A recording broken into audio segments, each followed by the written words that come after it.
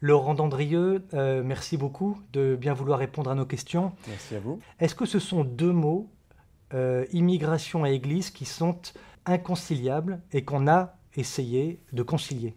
Je ne pense pas qu'il soit inconciliable. Le malaise, il renvoie pour moi à un dilemme dans lequel la position de l'Église sur ces questions place le fidèle catholique. Il est absolument légitime notamment que l'Église ait une position sur l'immigration et elle est notamment entièrement dans son rôle quand elle nous rappelle que nous devons en tant que catholiques traiter la personne de l'immigré avec le respect qui est dû Qu'il lui est dû. à toute personne Hmm. en tant que frère humain. Ça, c'est absolument normal, traditionnel, et il n'y a aucun débat là-dessus. La difficulté vient que l'Église mêle à ce discours sur la dignité de l'immigré un discours plus politique, même s'il ne se reconnaît pas toujours comme tel, sur les politiques migratoires, sur le phénomène des migrations en tant que tel, et qu'il me semble que ce discours de l'Église sur l'immigration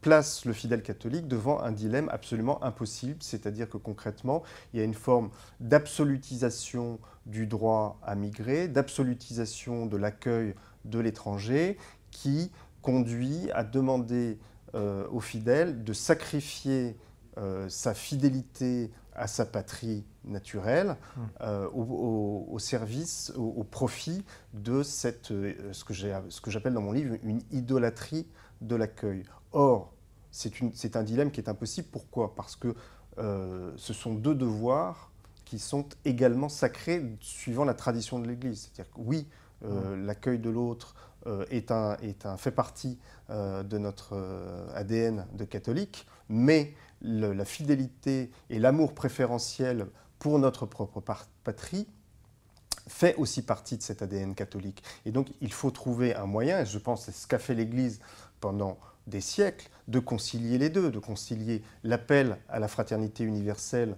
qui fait effectivement partie de notre essence de catholique et le souci de la défense de nos idées particulières qui non seulement est parfaitement légitime, mais aussi a une valeur spirituelle. Or, il me semble qu'aujourd'hui, depuis quelques décennies, c'est ce que j'ai voulu montrer dans mon livre, cet équilibre que l'Église avait su maintenir tout au long de son histoire a été brisé au profit effectivement d'une idolâtrie de l'accueil qui a absolument tout dévoré. Laurent Dandrieux, le discours de l'Église catholique a changé Alors, il a changé, oui et non. sur cette question en tout cas. Le discours de l'Église sur l'immigration n'a pas vraiment changé dans la mesure où c'est un discours qui est très récent. L'Église concrètement a commencé à se poser la question, à tenir un discours, je dirais, magistériel sur la question de l'immigration seulement à partir fin des années 40, début des années 50. Donc c'est un discours qui est assez récent et qui, de fait, depuis cette période, est assez constant. Là où on peut dire en revanche que le discours de l'Église a changé, c'est qu'il me semble que ce discours sur l'immigration, en se développant, a oublié un certain nombre d'aspects traditionnels de la doctrine catholique, c'est-à-dire qu'effectivement, le discours de l'Église sur l'immigration ne tient pas en compte la réflexion sur les droits des nations, ne tient pas en compte la réflexion sur le bien commun, et développe une conception de la charité qui, à mon avis, ignore des pans entiers de la doctrine catholique. Par exemple, sur la charité, la doctrine traditionnelle explique que si l'on ne peut pas faire du bien à tout le monde, saint Augustin et saint Thomas disent que, eh bien, dans ce cas-là, le plus proche a un droit de priorité. C'est-à-dire concrètement, les gens auxquels nous sommes liés par des liens naturels doivent passer avant les autres. Or, très clairement, dans le discours de l'Église sur l'immigration aujourd'hui, c'est quelque chose qui est complètement passé sous silence. C'est sur l'islam que le discours de l'Église a changé. Alors le discours de l'Église a changé de manière effectivement assez spectaculaire sur l'islam depuis les années 60, depuis le fameux texte conciliaire de Vatican II, Nostra Aetate, et dans la foulée de ce texte conciliaire, l'instauration d'un dialogue interreligieux, notamment avec les musulmans. Alors ce dialogue, en ce qu'il voulait effectivement substituer une logique de confrontation à une logique de compréhension, ça n'a rien de critiquable en soi. Le problème, c'est la manière dont ce dialogue s'est instauré, c'est-à-dire qu'il a fait du dialogue et de la poursuite du dialogue une sorte de fin en soi. Il faut absolument continuer à tout prix à dialoguer et avoir de bonnes relations avec l'interlocuteur, ce qui concrètement aboutit à, je dirais, mettre sous le tapis les sujets qui fâchent. Alors c'est comme ça que, par exemple, l'incompatibilité de l'islam ou de certaines tendances de l'islam avec un certain nombre de valeurs occidentales de nos sociétés héritées du judéo-christianisme a été totalement occultée. Et c'est ainsi que, jusqu'à Benoît XVI, la question du problème qu'entretient, d'une certaine complaisance qu'entretient l'islam vis-à-vis de la violence, a été complètement occultée. Benoît XVI a essayé de remettre cette question au premier plan et a essayé de réinstaurer un dialogue avec les musulmans qui soit un dialogue de vérité. Ça a eu des résultats contrastés. Il me semble que malheureusement, avec le pape François, on est rentré dans cette logique, on est revenu à cette logique du dialogue pour le dialogue qui conduit malheureusement à proférer un certain nombre de contre-vérités sur l'islam. Et c'est ainsi que le pape François répète de manière constante qu'il n'y aurait pas de problème spécifique de l'islam avec la question de la violence.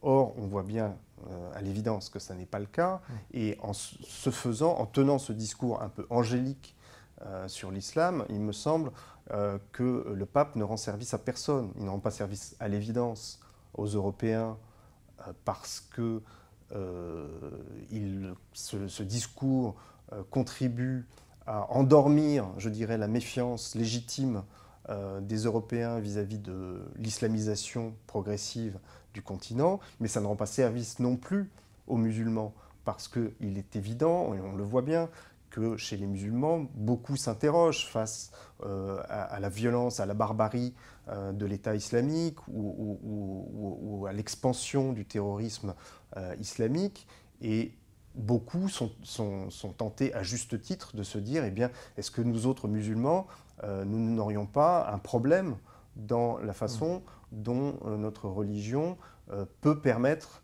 une complaisance vis-à-vis de la violence. Et je trouve malheureux que ce soit l'Église catholique, par la voix du pape, qui vienne en quelque sorte faire taire ces interrogations et expliquer aux musulmans, non, ça n'est pas la peine de vous poser ces questions. L'islam n'a pas plus de problèmes avec la violence que la religion catholique, ce qui malheureusement est non seulement une contre-vérité, mais une contre-vérité qu'il est assez douloureux d'entendre de la bouche même du pape. Quelle réponse peut-on donner à ces catholiques, finalement, qui sont de plus en plus décontenancés? On le voit par rapport à un discours qui, quand même, change profondément. Les catholiques, et pas seulement les catholiques, mais c'est vrai que les catholiques sont aussi des citoyens, et comme tous les citoyens, ils sont inquiets face à certaines évolutions quant à l'avenir de leur patrie, de leur communauté naturelle, inquiets à titre légitime, et qu'effectivement, ils ont le sentiment que le discours dominant dans l'Église a passé le bien commun des sociétés européennes par pertes et profits. Moi, ce que j'ai voulu montrer dans mon livre, c'est qu'effectivement, ce discours dominant de l'Église était catastrophique pour l'Europe, mais aussi pour l'Église elle-même, car elle contribue à accroître le divorce entre l'Église et les populations européennes, parce que c'est quand même compliqué d'évangéliser des peuples à qui on explique par ailleurs que leurs préoccupations légitimes de survie de leur identité, justement, n'ont pas lieu d'être. Donc, d'une part, expliquer à travers mon livre qu'effectivement ces positions sont doublement désastreuses, mais aussi expliquer qu'elles ne sont pas fatales, c'est-à-dire que l'Église n'est pas condamnée à tenir ce discours-là, j'allais dire ad vitam aeternam. Il y a dans la théologie de l'Église tout ce qu'il faut pour rectifier le tir, si je puis dire, notamment effectivement une conception beaucoup plus réaliste et beaucoup plus saine de la charité. Il y a aussi tout un discours sur le bien commun, un discours sur les droits des nations qui est malheureusement passé par pertes et profits. Et ce que je voudrais dire aussi, c'est que cette rectification du discours de l'Église catholique devrait se faire dans l'intérêt même des populations qui sont tentées par l'émigration vers l'Europe.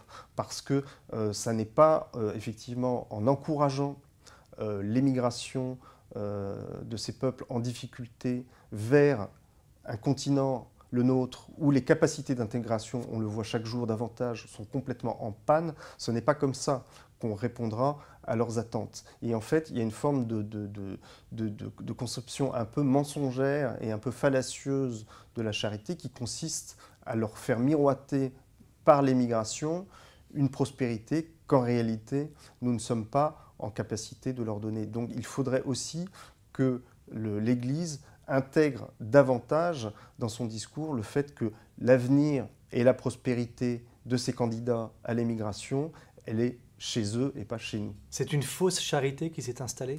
C'est effectivement, on peut considérer que par certains côtés, c'est une forme de caricature de charité. Je cite dans mon livre l'article d'un père jésuite italien qui s'appelle le père Spicacci, qui est par ailleurs quelqu'un qui est très engagé dans le soutien aux migrants dans son diocèse italien, mais qui a, pour qualifier cette position de l'Église sur l'immigration, a inventé un néologisme qui est le bonisme, c'est-à-dire c'est une charité qui vise avant tout, c'est une fausse charité, qui vise avant tout à se donner bonne conscience, à prendre une posture avantageuse, mais qui refuse en réalité de se poser la question de l'efficacité, c'est-à-dire qu'on promet aux gens une aide sans se demander comment concrètement on va faire pour leur apporter, et si on a les moyens de leur apporter. Donc c'est effectivement une sorte d'une certaine façon, une sorte de mensonge flatteur qu'on fait pour se donner bonne conscience à bon compte.